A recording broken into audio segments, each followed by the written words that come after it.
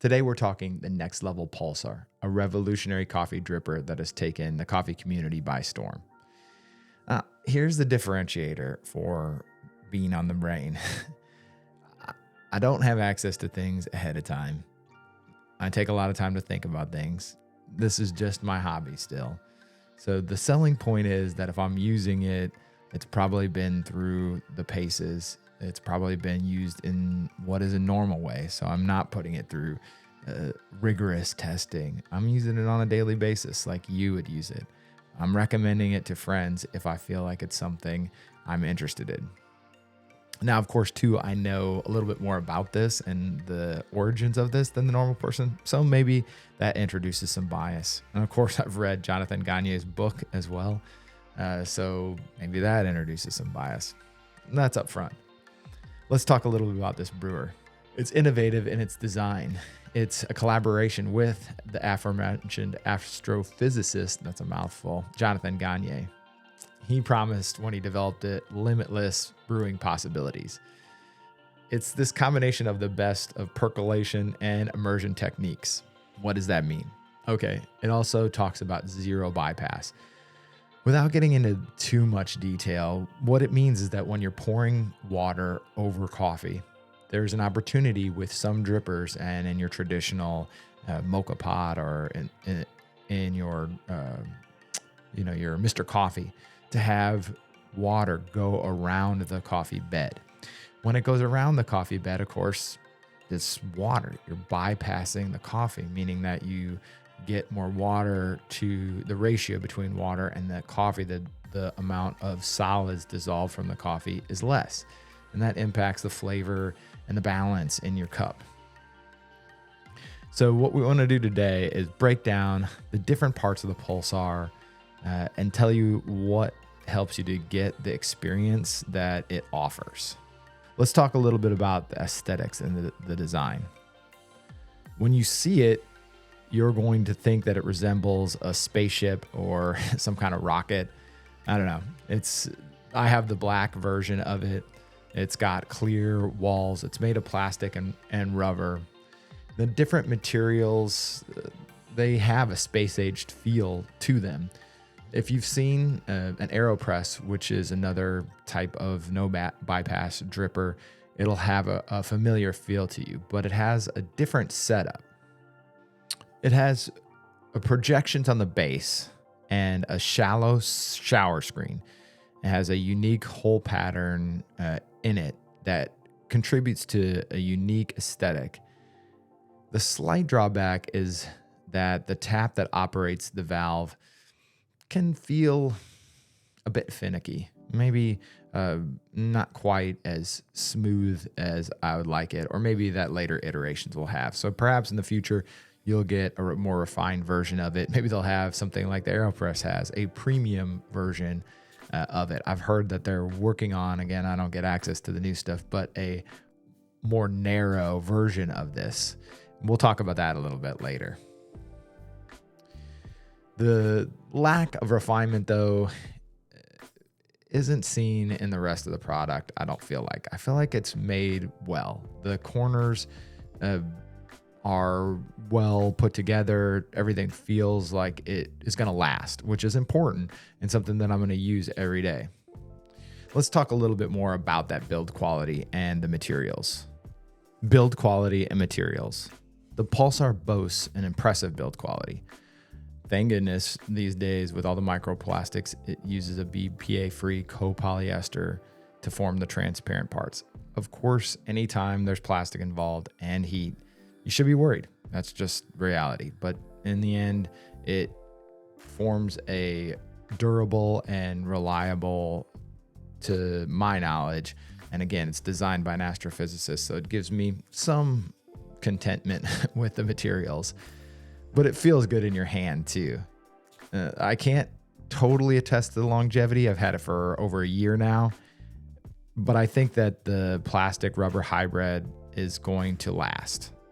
Well, I have to say that so far, the parts seem very sturdy. There is one piece that I worry about over time. So the bottom has this rubber and you slide the plastic cylinder into it and you want to kind of rock it in there. And you don't want to leave it in there all the time because, well, I don't know for sure that it's going to stretch out and potentially compromise your seal. I also don't want that to happen. So don't push it down into the rubber part after, in between brews, basically. I do appreciate too the high quality paper that they included in with the Pulsar. That the feel of it and the level of precision of the cuts is very nice and has led to delicious filtered coffee. Let's talk a little bit about the Pulsar and its ease of use. It has this well-designed shower screen that efficiently delivers water onto the coffee. What I mean by that is that there are different ways, of course. If you've seen the inside of your normal Mr. Coffee, you'll see that it has water that cascades down onto the coffee bed. Now, you want to get that as even as possible and completely saturate the coffee as quickly and efficiently as possible. And the setup here does just that. It efficiently delivers the water onto the coffee bed, and the valve grants control over steeping and releasing. So if you like a French press style, you have that steeping phase, right? You pour all the water in, and then later you pour the coffee out after you filter it. This kind of reverses it, where you have the coffee at the bottom and you can still steep, but you can release in between, and it enables brewing novices, anybody really, to produce an excellent cup. You don't have to have one of those fancy gooseneck kettles. You can pour onto the top, and the dispersion screen gives you that kind of raindrop effect onto the coffee. The secure filter paper, thanks to the walls, again, that no bypass, it eliminates worries about having to get that gritty feeling from a French pressed. And the rib design at the bottom also gives the opportunity for the coffee to flow through without stalling. Sometimes I've used some things that are zero bypass that stall, and you just get that pool of water that's going to sit in there almost forever, right? You don't want that. But the way that it's designed at the bottom helps to promote airflow and prevent the filter from drooping down. The semicircular cutouts in the walls further enhance this optimal water flow. So is it all rainbows and unicorns? No. Despite its overall user friendliness, the Pulsar does have a few minor annoyances. It has this tall structure, and the design of the base can make it slightly unstable if you place it on a cup or a smaller carafe, especially if you're trying to open the valve and it's a little bit stiff. Additionally, the shallow coffee bed requires a level brewing surface to make it work correctly and to prevent from tilting. The assembly and disassembly process, while pretty manageable, can be cumbersome. If you've ever used a French press, you understand that cleaning up is never that much fun, and the dumping and taking apart post-brew is never ideal. I recommend setting it off to the side, letting it cool down. I've gotten some hot grounds on myself before. You also need to use a larger brew size, in my estimation. If you use a small, like 10 to 15, and I know that some of the recipes that you'll see even on the Pulsar's website recommend this, I don't see that as a possibility. It does have brewing versatility though. It accomplishes this by bridging the gap between percolation, that's extraction as water passes through the coffee grounds, and immersion, that's extraction as coffee and water steep or sit together. The valve's variable aperture, which is probably the significant innovation in this brewer, gives you precise control over the flow rate. It gives you a thing to play with that is independent of the grind size, and it opens up a different world of flavor possibilities for slow pouring with coarse grinds. And this is all part of Jonathan Gagne's research, of course.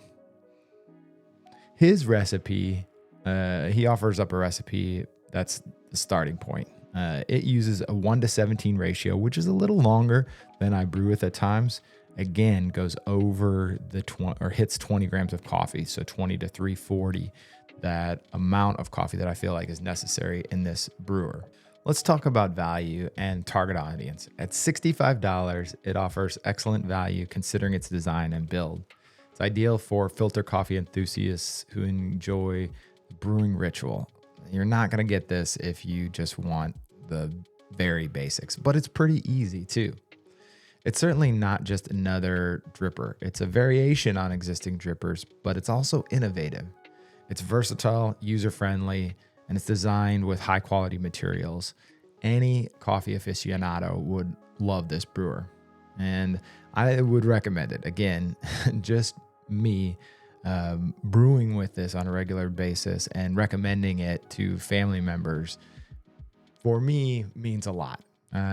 Even though I have a lot of coffee gear as a coffee hobbyist, I don't make my purchases lightly. I don't get given things. So I feel like if it is purchased and it stays on my coffee bar, it's something that's worth looking into. Stick around. You can watch me brew with this brewer and learn a little bit more about it along the way. All right, we're back. This time, though, let's look at brewing. You can see my Instagram handle there, Bean on the Brain. That's the dripper. That's the box that comes in. Nice touch with the sort of physics or space background there. Really cool packaging. I think the name Pulsar obviously goes with him.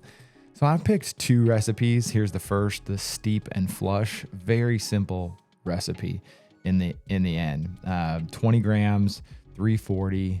You can grind the size. So if you haven't seen these things, they're called the Brewer.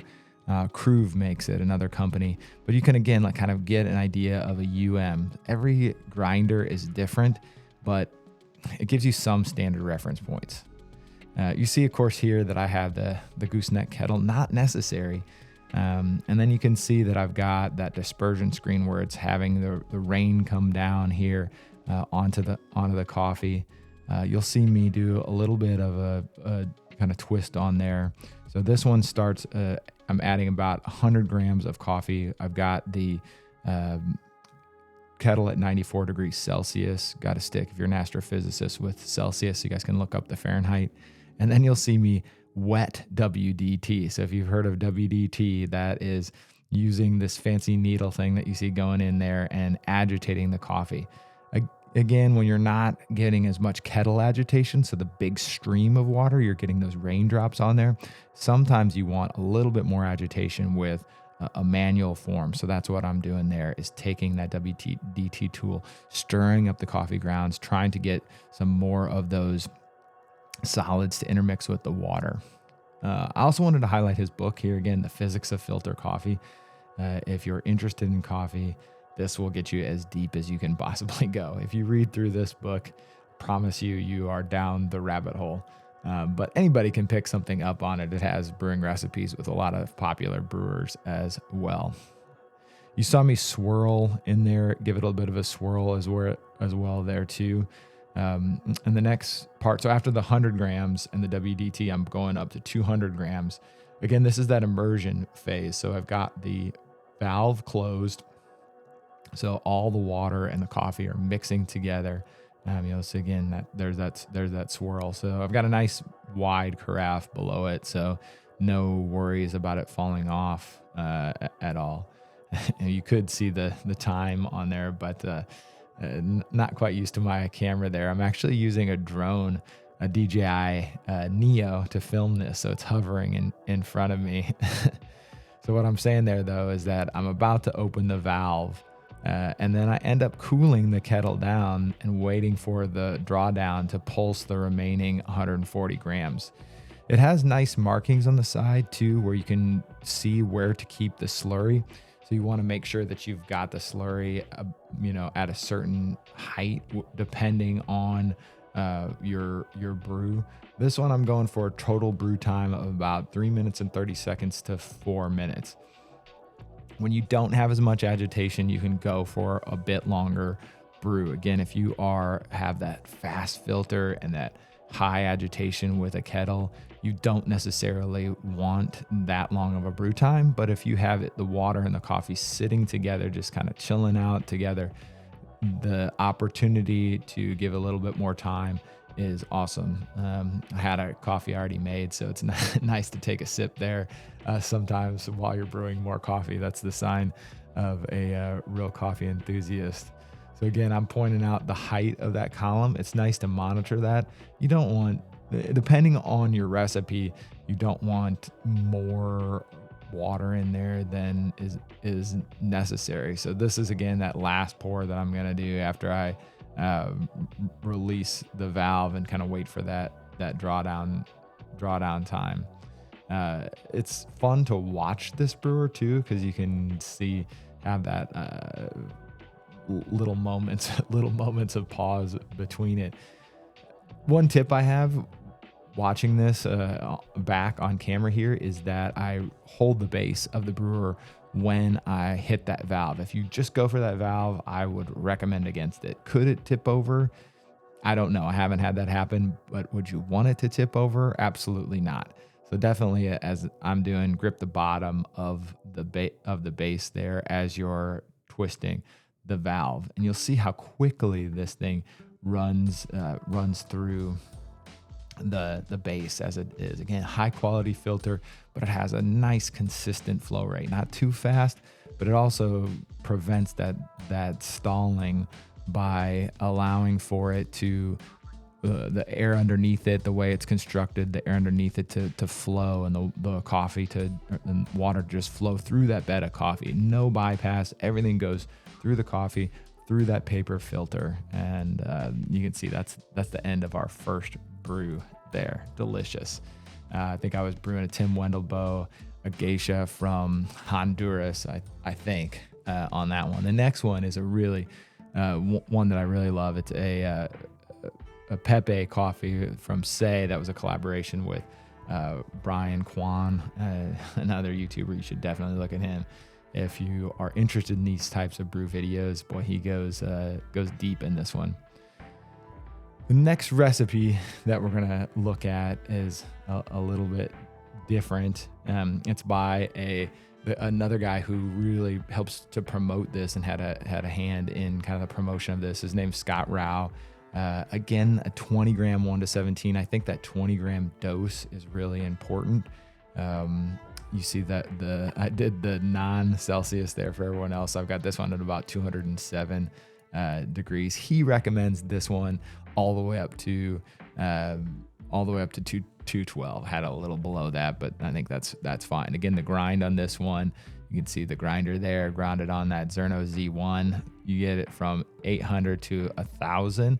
So a little coarser grind on this one, which I find is fine on this. You'll see me put the paper in there. Again, there's the recipe if you want to pause it. Wet the paper first. I know he says don't, but it does make it easier to get a good seal. When I was first doing this, what I did was get some grounds around the filter, which I did not like. So I wet the filter. I actually put the filter in with the valve closed so the water's up there, and then I open the valve so you get a little bit more suction with that paper to get it kind of really sealed on there. And then as I'm putting the plastic in there, I rock it just a little bit to get a really solid seal on that dripper. I feel like that's really important because it can happen. And I was a little bit frustrated initially. I hadn't looked into it very much, but had some grounds, and not a fan of that kind of silty or thicker mouthfeel brew. Maybe you are, maybe you like the French press, and that's fine. But for me, don't want grounds in my coffee. So his bloom, similar. Again, we've got that 60 gram bloom, which is pretty traditional. So 3 times water to coffee to start out. It's so easy with this brewer. You get that rain shower effect. You can just kind of go to town with it and feel comfortable that you're getting a good saturation of all the coffee at once. And you can see here, this is a different brew, obviously, but you can see kind of that rain shower effect a little bit more close up, how the water droplets come down and get all that coffee water wet. Now, this time, again, the brew's a little bit longer. And I think, again, that's because this time I don't do the WDT, so not doing the wet distribution. So you want a little bit more time. If you have less agitation, sometimes more time can be beneficial. I've got the closed valve to start. So after the bloom phase, I've got all that coffee and water sitting together, making sure everything is soaked up, all that CO2 is degassing. Then I'm going to open the valve. And then this one is dead easy. I'm just pouring in the center of the cap. So you can kind of pour around it. But this one calls for just the center of the cap. Hit that center of the cap and then watch the water column and make sure it's between 3 and 1 centimeter above the bed. And that's it for this one. And this is part of what I like about this. I'm talking about, again, that bed depth. So you're going for 1 to 3 centimeters, but I'm watching that bed depth and just looking for where it hits. And when it gets there, I'm just sitting. I'm just waiting for it to draw down. Again, it's not going to be a long process. So you're going to just monitor that. And again, you get some agitation each time you pour, but you don't have to stress about it because it's not going to over extract, or it's very hard to over extract with this brewer because it has that gentle rainfall on the coffee. And then I'm aiming for that 4 minutes to 4 minutes and 30 seconds in the end on this brew. These are my two favorites by far. I love these two recipes, but they've got a whole host of others. You can do a batch brew on this thing, make the grind size larger, but that's up to 40 grams. You can do iced coffee on this thing. You can, on their website, they've got famous coffee people who have brewed with this thing on EG1s with very fine grinds all the way down to smaller doses. And I think it's great to experiment with this.